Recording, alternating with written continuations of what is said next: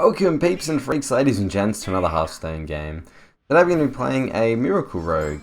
It is playing the Leroy Jenkins and a double Shadow Step combo. Obviously you can't double Shadow Step in the same turn anymore, but it's still a nice bit of damage in the end. The double Cold Bloods, like I said, it's running a lot of early game. It is not running the Questing Adventurer, so you're lacking a little bit of mid game, and it's only running one SI. Although it is running the Edwin, and in place of a SI is a Shaku. So, probably going to drop the coin, keep the Shadow Strike and the Undercity. You know what, let's drop the Shadow Strike. It's a mage. I don't know how many mages are going to play something that needs to be Shadow Striked in the first couple of turns. Without the coin, the Edwin is a little bit awkward to play on curve. But at least we have the Undercity Husker. And then we'll probably Hero Power turn 3, play Tomb Pillager. And then at some point, hopefully, we draw into our Gadget Sand.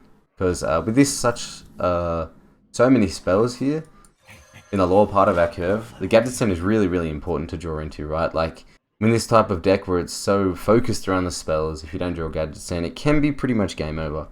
So with this deck, I like to actually mulligan for it at the start.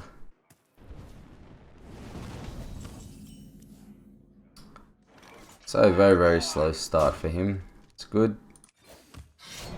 Obviously not going to waste a Van Cleave here.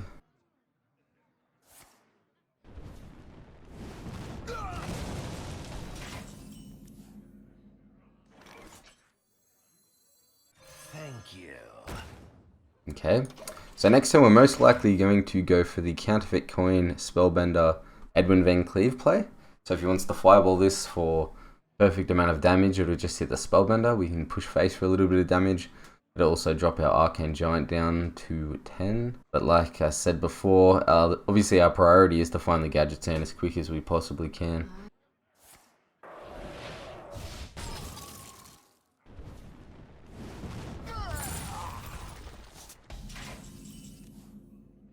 Conceal.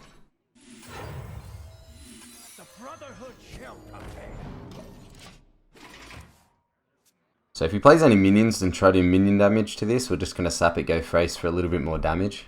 I don't think it's worth playing Counterfeit Coin, Conceal while we already have this Spellbender up. I think after he procs this Spellbender, then we go face, then we can Conceal. And I guess we see what our hand looks like. Depending on what our hand looks like, we might try and go all in on an Arcane Giant as well, if we can get it low enough.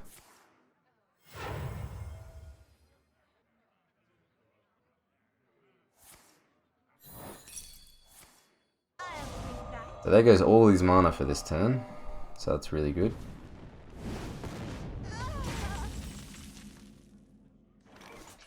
I don't think it's right to go all in on this Van Cleave, is it?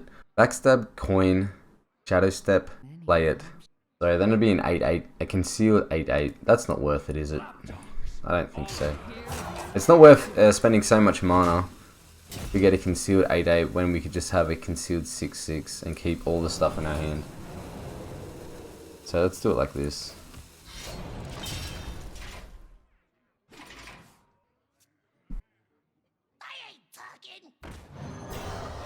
Pretty damn good for us.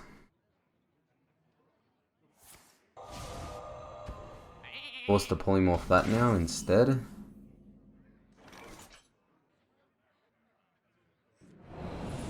While we have something to eviscerate and stuff, we're going to do that now. And look at our hand, we have no Gadget Sand, we don't know when we're going to get this Gadget Sand, it's absolutely unpredictable. So now we have to go absolutely all in on this Edwin after seeing the polymorph and hope he can't deal with it. I think that's the only play, the only winning play this game.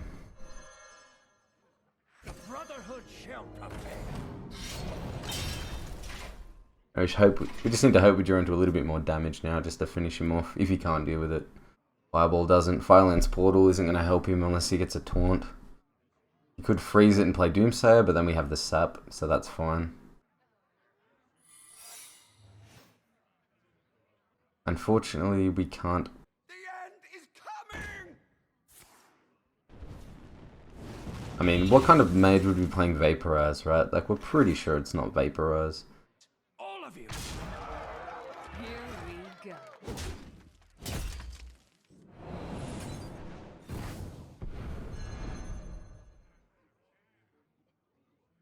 It's really annoying that we can't proc him this turn.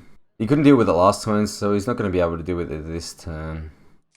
So we don't even bother about the Conceal. If we end up top decking a Gadget Sand, the Conceal can be used to just cycle a card, which is what we might need in the end. Right now, concealing a 10-10 doesn't really do much when he's at 2 health anyway.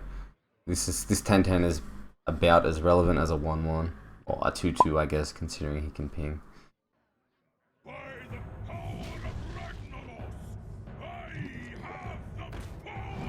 So obviously hero up, proc him at 1 and then conceal. Here we go.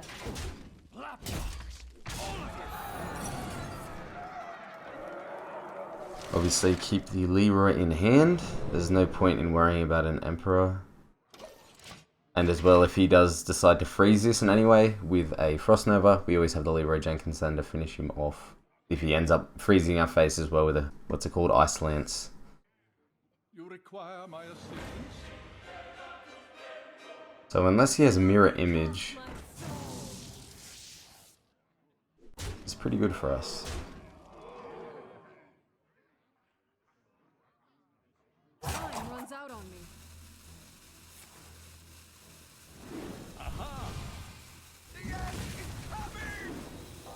Alrighty.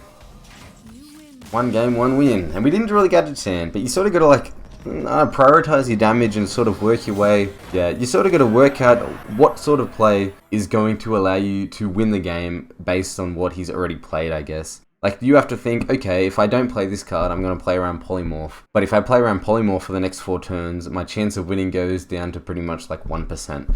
But if I play it and he doesn't have Polymorph, my chance of winning goes up to like 50 or 60%. So even though you do want to try and play around things like Polymorph and hard removal, it's better to still think about your best chance of winning, I guess you could say. But yeah, anyway, let's get into the next game. Pretty good start. Let's get rid of all this stuff. We are looking... Soshbergler's okay, Cold Blood's not that great. But you know, as a Miracle Rogue, you can't expect to have the best hand every game. So opening hand stuff, I guess what we're looking for is Undercity Husker, Swashbuckler, Backstabs, Shaku, Tomb Pillager, SI7, that sort of stuff.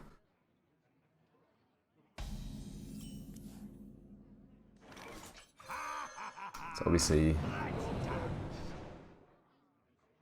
not bad honestly. Might just play that on turn 2 maybe. Although as a rogue, the easiest thing they can do is deal 2 damage.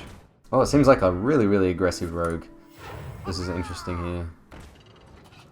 With patches, so he's most likely going to trade here, so we have to hit that with our weapon. We take more damage then. Are we ever going to get the proc on this to deal 1 damage? Or is it better just to play it now? Not really, right? Like, it's always better to just hero power this down. Now the worst thing to see would probably be another 1-drop plus a Cold Blood on this guy. Okay.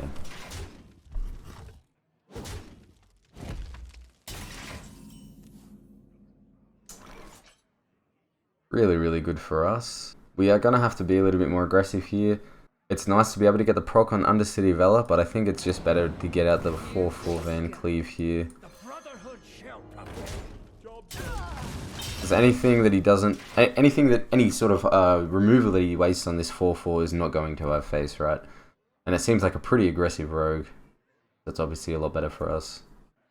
Most likely Undercity Valiant into Eviscerate. Thank you. Yeah, okay, we'll push for board pressure here. Victory for Silver. Lapdog. All of you.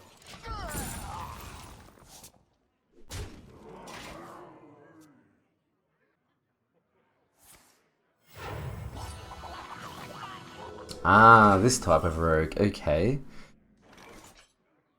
Nearly 100% of the time, go Phantom Knives, Cold Blood, Conceal, right? The one thing you don't want this to do is to proc on this 3/2, so if we can conceal this somehow, it'd be really good. Hopefully we draw into another 0-cost minion, so we can play that with Auctioneer next turn. The ideal thing, I guess, would probably be Prep. But let's get this turn over and done with for now. Prep, there you go. So we'll definitely... Well, I don't want to say definitely, but we're most likely going to be doing that with Auctioneer next turn. But for now, we're just going to go Cold Blood, or this. Probably better on the 4/4. Lapdogs. All of you. So we can't do any type of spell damage, fan of knives, or anything like that next turn. So yeah, we're 4 off lethal, so obviously an eviscerate. Very, very nice here. We might end up just using the prep just to cycle a card to get us closer to some damage. Leroy is also lethal here. Another Cold Blood lethal. There you go. Oh, is that lethal? No. Yes, 100%. Good. Good stuff. And we also get the backstab. Because why not? Conceal, we can't do that. Don't have enough mana. And there's the Leroy. Oh, the damage is real. Well, this deck is actually not working out. Actually working out pretty good for us. So guys, thanks for watching. If you did enjoy this video, it'd help me out a lot if you could leave a like. And if you want to see more content like this, feel free to subscribe. And yeah, thanks for watching. Have a good day.